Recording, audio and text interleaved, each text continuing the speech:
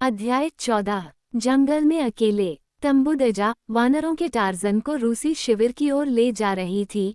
वह घुमावदार जंगल के रास्ते पर बहुत धीरे धीरे आगे बढ़ रही थी, क्योंकि वह बूढ़ी थी और गठिया के कारण उसके पैर अकड़ गए थे। तो वो यूं कि गनवाज़म द्वारा भेजे गए धावकों ने रोकोफ को चेतावनी दी कि सफ़ेद दानव उसके गांव में है और उस रात उसे मार दिया जाएगा, लेकिन वे टार्जन और उसके प्राचीन मार्गदर्शक के आधी दूरी तय करने से पहले ही रूसी शिविर में पहुंच गए। गाइडों ने पाया कि गोरे लोगों के शिविर में उथल पुथल मची हुई थी। उस सुबह रोकोफ को अपने तंबू में बेहोश और खून से लथपथ पाया गया था। जब उसे होश आया और उसने पाया कि जेन क्लेटन भाग गई है, तो उसका गुस्सा चरम पर था। अपनी राइफल के साथ शिविर में दौड़ते हुए उसने उन देशी प्रहरियों को गोली मारने की कोशिश की जिन्होंने युवती को उनकी निगरानी से बच निकलने दिया था, लेकिन अन्य श्वेत सैनिकों में से कई ने यह महसूस किया कि वे पहले से ही खतरनाक स्थिति में थे, क्योंकि रोकोफ की क्रूरता के कारण कई लोग भाग गए थे, इसलिए उन्होंने उसे पकड़ लिया और निहत्था कर दिया। तभी मगनवाजम से दूत आए, किंतु उन्होंने अभी अपनी कहानी बताई ही थी कि रोकोफ उनके साथ अपने गांव के लिए प्रस्थान करने की तैयारी कर रहा था, जब अन्य धावक जंगल में तेजी से उड़ने के कारण थककर हौंफने लगे और हौंफते हुए आग की रोशनी में पहुंचे तथा चिल्लाने लगे कि वो महान श्वेत दैत्य मगनवाजम से भाग निकला है और अपने शत्रुओं से बदला लेने के लिए जा रहा है। तुरंत ही चारों ओर से घिरे बोमा में भ्रम की स्थिति पैदा हो गई। रोकोफ के सफारी से जुड़े अश्वेत लोग उस सफ़ेद विशालकाय जानवर के नज़दीक होने के विचार से भयभीत थे जो अपने पीछे वानरों और तेंदुओं के एक भयंकर झुंड के साथ जंगल में शिकार कर रहा था। इससे पहले कि श्वेतों को यह एहसास होता कि क्या हुआ था, मूल निवासियों के अंधविश्वासी भय ने उन्हें झाड़ियों की ओर भागने पर मजबूर कर दिया था, उनके अपने मालवाहक भी और मगनवाज़म से आए दूत भी, लेकिन अपनी जल्दबाजी में भी उन्होंने अपने साथ हर मूल्यवान वस्तु ले जाना नहीं भूला था जिस पर वे हाथ डाल सकते थे। इस प्रकार रोकोफ और 7 श्वेत नाविकों ने स्वयं को जंगल के बीच में अकेला और लूटा हुआ पाया। रूसी ने अपनी आदत के अनुसार अपने साथियों को डांटा और उन पर उन घटनाओं का सारा दोष मढ़ दिया जिनके कारण वे इस लगभग निराशाजनक स्थिति में पहुंच गए थे, लेकिन नाविक उसके अपमान और शाप को सहन करने के मूड में नहीं थे। इस तीखी नोकझोंक के बीच उनमें से एक ने रिवॉल्वर निकाली और रूसी पर एकदम से गोली चला दी। उसका निशाना तो ठीक नहीं था, लेकिन उसकी हरकत से रोकोफ इतना डर गया कि वो पलटकर अपने तंबू में भाग गया। भागते समय उसकी नज़र बोमा के पार जंगल के किनारे पर चली गई और वहां उसे एक ऐसी झलक दिखी जिसने उसके काया हृदय को भय से ठंडा कर दिया, जिसने उसके पीछे खड़े 7 आदमियों के भय को लगभग मिटा दिया, जो उस समय घृणा और प्रतिशोध में उसके पीछे हटते हुए व्यक्ति पर गोलियां चला रहे थे। उसने देखा कि एक लगभग नग्न श्वेत व्यक्ति की विशालकाय आकृति झाड़ी से निकल रही है। अपने तंबू में घुसते ही रूसी सैनिक ने अपनी उड़ान नहीं रोकी, बल्कि पिछली दीवार से होते हुए आगे बढ़ता रहा तथा पिछली रात जेन क्लेटन द्वारा बनाए गए लंबे छेद का लाभ उठाता रहा। आतंकित मस्कोवाइट शिकार किए गए खरगोश की तरह बोमा की दीवार में उस छेद से भागा जो अभी भी उस स्थान पर खुला था जहां से उसका अपना शिकार भाग निकला था, और जैसे ही टार्जन विपरीत दिशा में शिविर के पास पहुंचा, रोकोफ जेन क्लेटन के पीछे जंगल में गायब हो गया। जैसे ही बंदर आदमी बूढ़े तंबुदजा को कोहनी पर रखकर बोमा में दाखिल हुआ, 7 नाविकों ने उसे पहचान लिया और मुड़कर विपरीत दिशा में भाग गए। टार्जन ने देखा कि रोकोफ उनमें से नहीं था और इसलिए उसने उन्हें उनके रास्ते जाने दिया। उसका काम रूसी से था जिसे वह अपने तंबू में मिलने की उम्मीद कर रहा था। नाविकों के बारे में उसे यकीन था कि जंगल उनसे उनकी दुष्टता के लिए प्रायश्चित करेगा, और निस्संदेह वो गलत नहीं था, क्योंकि वह उनमें से किसी पर टिकने वाला आखिरी श्वेत व्यक्ति था। रोकोफ के तंबू को खाली पाकर टार्जन रूसी की खोज में निकलने ही वाला था, तभी तंबुदजा ने उसे सुझाव दिया कि श्वेत व्यक्ति के चले जाने का कारण केवल ये हो सकता है कि मगनवाज़म से उसे यह खबर मिली हो कि टार्जन उसके गांव में है। वो निस्संदेह वहां जल्दी से आया है, बूढ़ी औरत ने तर्क दिया। यदि आप उसे ढूंढना चाहते हैं तो हमें तुरंत वापस लौटना चाहिए। टार्जन ने स्वयं सोचा कि शायद ये बात सच साबित होगी, इसलिए उसने रूसी का पता लगाने के प्रयास में समय बर्बाद नहीं किया, बल्कि तम्बुजा को धीरे धीरे अपने पीछे छोड़ते हुए तेजी से मगनवाज़म गांव की ओर चल पड़ा।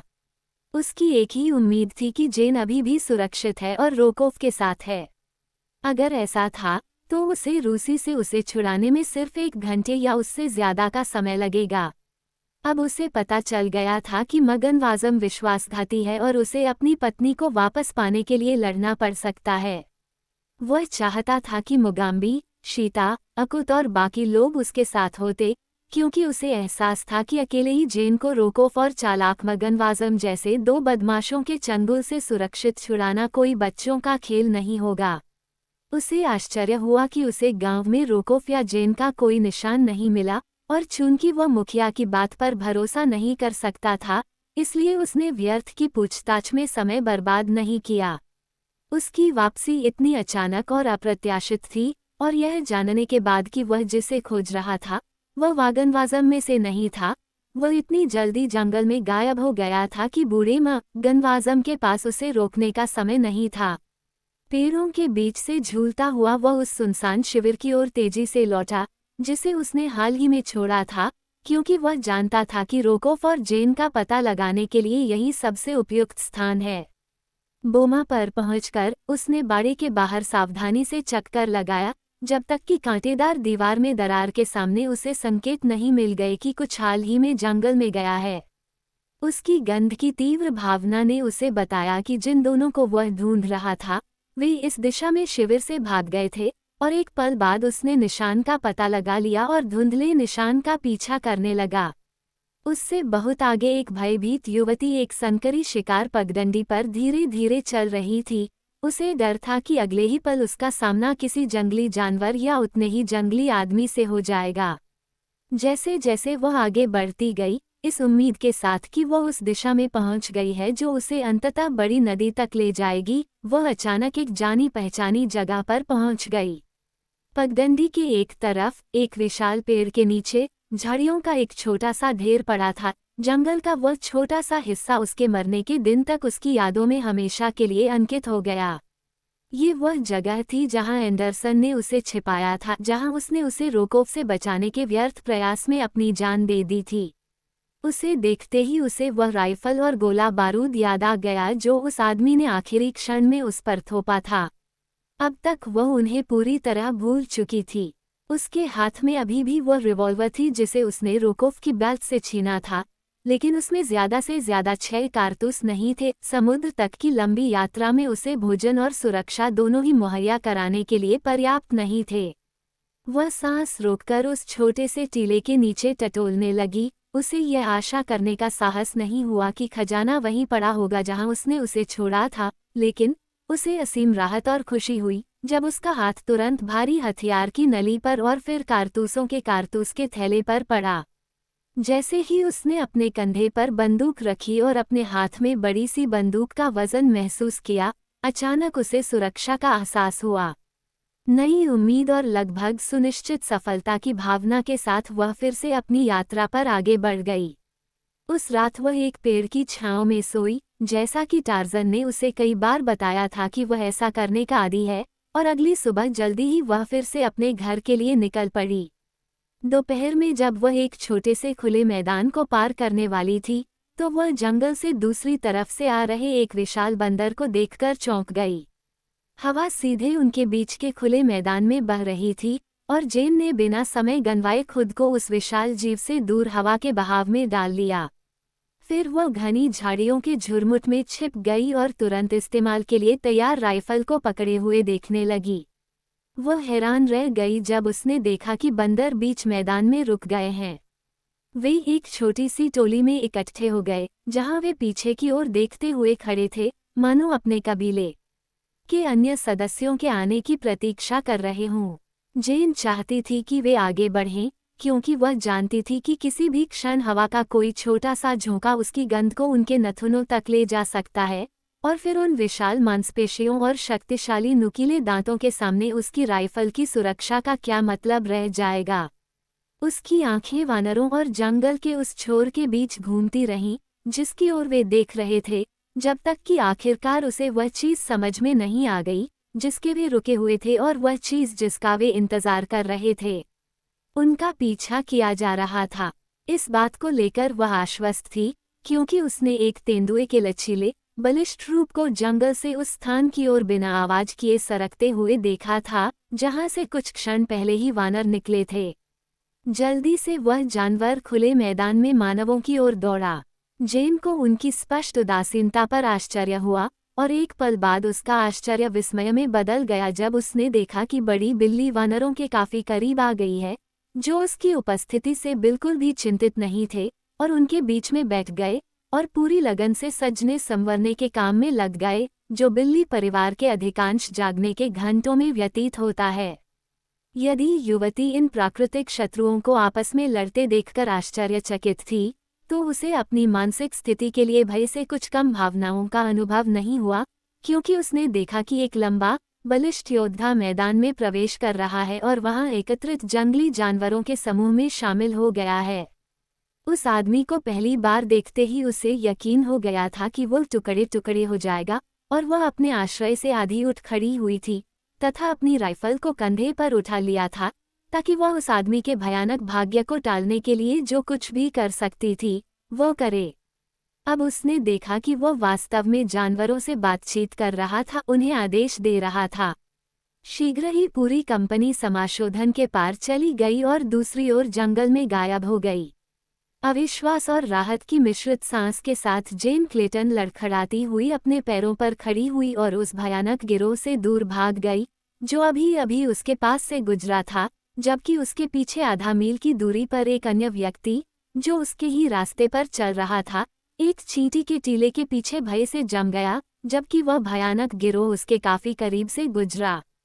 ये रोकोफ था, लेकिन उसने इस भयानक समूह के सदस्यों को वानरों के टार्जन के सहयोगी के रूप में पहचान लिया था। इसलिए जैसे ही जानवर उसके पास से गुजरे, वह उठा और जंगल में जितनी तेजी से भाग सकता था, भाग गया, ताकि वह अपने और इन भयानक जानवरों के बीच जितना संभव हो सके उतनी दूरी बना सके। हुआ यूं कि जब जेन क्लेटन नदी के किनारे पहुंची, जहां से वह उम्मीद कर रही थी कि वो समुद्र में तैर जाएगी और अंततः बचा ली जाएगी, निकोलस रोकोफ उससे कुछ ही दूरी पर पीछे था। किनारे पर लड़की ने देखा कि एक बड़ी सी नाव पानी से आधी दूरी तक खींची गई थी और उसे पास के एक पेड़ से सुरक्षित तरीके से बांधा गया था। उसे लगा कि इससे समुद्र में परिवहन का सवाल हल हो जाएगा, अगर वह विशाल, बोझिल नाव को लॉन्च कर सके। पेड़ से बंधी रस्सी को खोलते हुए जेन ने भारी नाव के आगे के हिस्से को जोर से धक्का दिया, लेकिन जो नतीजे सामने आए, उसके लिए वह धरती को उसकी कक्षा से बाहर धकेलने की कोशिश कर रही थी। वो लगभग थक चुकी थी, तभी उसके मन में आया कि नाव के पिछले हिस्से में गिट्टी भरकर उसे नदी में लाने का प्रयास किया जाए, तथा फिर नाव के अगले हिस्से को किनारे पर आगे पीछे हिलाया जाए, जब तक कि नाव अंततः नदी में न चली जाए। वहां कोई पत्थर या चट्टान उपलब्ध नहीं थी, लेकिन किनारे पर उसे नदी द्वारा थोड़ी ऊंचाई पर जमा की गई लकड़ी की मात्रा मिली। उसने इन्हें इकट्ठा किया और नाव के पिछले हिस्से में ढेर लगा दिया, जब तक कि आखिरकार उसे बहुत राहत नहीं मिली। उसने देखा कि नाव का अगला हिस्सा किनारे की मिट्टी से धीरे धीरे ऊपर उठ गया और पिछला हिस्सा धीरे धीरे धारा के साथ बहता हुआ फिर से कुछ फीट नीचे की ओर चला गया। जेन ने पाया कि आगे और पीछे नाव के बीच दौड़कर वह बारी बारी से नाव के प्रत्येक सिरे को ऊपर उठा सकती थी और नीचे कर सकती थी, क्योंकि वह अपना वजन एक सिरे से दूसरे सिरे पर स्थानांतरित करती थी, जिसके परिणामस्वरूप जब भी वह नाव के पिछले हिस्से की ओर छलांग लगाती थी तो नाव नदी में कुछ इंच आगे चली जाती थी। जैसे जैसे उसकी योजना की सफलता निकट आती गई, वह अपने प्रयासों में इतनी व्यस्त हो गई कि वह जंगल के किनारे एक विशाल पेड़ के नीचे खड़े एक आदमी की आकृति को नोटिस करने में विफल रही, जहां से वह अभी अभी निकला था। वह अपने काले चेहरे पर क्रूर और दुर्भावनापूर्ण मुस्कान के साथ उसे और उसके कामों को देख रहा था। नाव आखिरकार कीचड़ और किनारे से इतनी दूर निकल गई कि जेन को यकीन हो गया कि वह नाव के तल में रखे चप्पू से नाव को गहरे पानी में ले जा सकती है। इस उद्देश्य को ध्यान में रखते हुए उसने एक औजार पकड़ा और किनारे के पास नदी के तल में उसे डुबोया ही था कि उसकी नज़र जंगल के किनारे पर पड़ी। जैसे ही उसकी नज़र उस आदमी पर पड़ी, उसके होठों पर भय से एक हल्की चीख उभरी। वह रोकोव था। वह अब उसकी ओर दौड़ रहा था और चिल्लाकर कह रहा था कि रुको, नहीं तो वह गोली मार देगा। यद्यपि वह पूरी तरह से निहत्था था, इसलिए यह पता लगाना कठिन था कि वह अपनी धमकी को कैसे पूरा करना चाहता था। जेन क्लेटन को रूसी पर आए विभिन्न दुर्भाग्यों के बारे में कुछ भी पता नहीं था, क्योंकि वह उसके तंबू से भाग निकली थी, इसलिए उसने सोचा कि उसके अनुयायी अवश्य ही आसपास ही होंगे। हालांकि वो फिर से उस आदमी के चंगुल में फंसने का इरादा नहीं रखती थी। वह तुरंत मर जाना पसंद करेगी, बजाय इसके कि उसके साथ ऐसा हो। 1 मिनट और नाव आज़ाद हो जाएगी। एक बार नदी की धारा में वह आ जाती तो उसे रोकना रोकोव की शक्ति से बाहर होता, क्योंकि किनारे पर कोई अन्य नाव नहीं थी और कोई भी व्यक्ति, और निश्चित रूप से कायर रोकोव भी, उसे पछाड़ने के प्रयास में मगरमच्छों से भरे पानी में तैरने का साहस नहीं कर सकता था। रोकोव अपनी ओर से किसी और चीज से ज्यादा भागने पर तुला हुआ था। वह जेन क्लेटन के साथ अपने किसी भी इरादे को खुशी खुशी छोड़ देता, अगर वह उसे भागने का ये तरीका साझा करने की अनुमति देती जिसे उसने खोजा था। अगर वह उसे डगआउट पर आने देती तो वह कुछ भी वादा कर सकता था, लेकिन उसे नहीं लगता था कि ऐसा करना जरूरी था। उसने देखा कि वह नाव के किनारे से निकलने से पहले आसानी से उसके अगले हिस्से तक पहुंच सकता है, और फिर उसे किसी भी तरह का वादा करने की जरूरत नहीं होगी। ऐसा नहीं है कि रोकोव को लड़की से किए गए किसी भी वादे को नज़रअंदाज करने में थोड़ी सी भी शर्मिंदगी महसूस होती, लेकिन उसे उस व्यक्ति के साथ पक्षपात के लिए मुकदमा करने का विचार पसंद नहीं आया जिसने हाल ही में उस पर हमला किया था और बच निकला था। वह पहले से ही बदला लेने के उन दिनों और रातों पर खुश हो रहा था जो उसके पास होने वाले थे, जबकि भारी डगआउट धीरे धीरे समुद्र की ओर बह रहा था। जेन क्लेटन नाव को उसकी पहुंच से दूर धकेलने के लिए तेजी से प्रयास कर रही थी। अचानक उसे एहसास हुआ कि वह सफल होने वाली है, क्योंकि एक छोटे से झटके के साथ नाव तेजी से धारा में आ गई। ठीक उसी समय जब रूसी ने नाव के अगले हिस्से पर अपना हाथ रखने के लिए हाथ बढ़ाया, उसकी उंगलियां अपने लक्ष्य से आधा दर्जन इंच भी नहीं चूकीं। लड़की पिछले कुछ मिनटों से जिस भयानक मानसिक, शारीरिक और तंत्रिका तनाव से गुजर रही थी, उसकी प्रतिक्रिया से लगभग बेहोश हो गई थी। लेकिन भगवान का शुक्र है, आखिरकार वह सुरक्षित थी। जब वह चुपचाप धन्यवाद की प्रार्थना कर रही थी, उसने देखा कि शाप देने वाले रूसी के चेहरे पर अचानक विजय का भाव उभर आया, और उसी क्षण वह अचानक जमीन पर गिर पड़ा और उसने किसी चीज को मजबूती से पकड़ लिया जो कीचड़ से होकर पानी की ओर बढ़ रही थी। जेन क्लेटन नाव के निचले हिस्से में बैठी हुई थी। उसकी आंखें चौड़ी हो गई थीं और वह भयभीत थी, क्योंकि उसे एहसास हुआ कि आखिरी क्षण में सफलता विफलता में बदल गई थी और वह वास्तव में एक बार फिर दुष्ट रोकोव की शक्ति में थी। क्योंकि जो चीज उस आदमी ने देखी और पकड़ी थी, वह रस्सी का वह सिरा था जिससे डगआउट को पेड़ से बांधा गया था।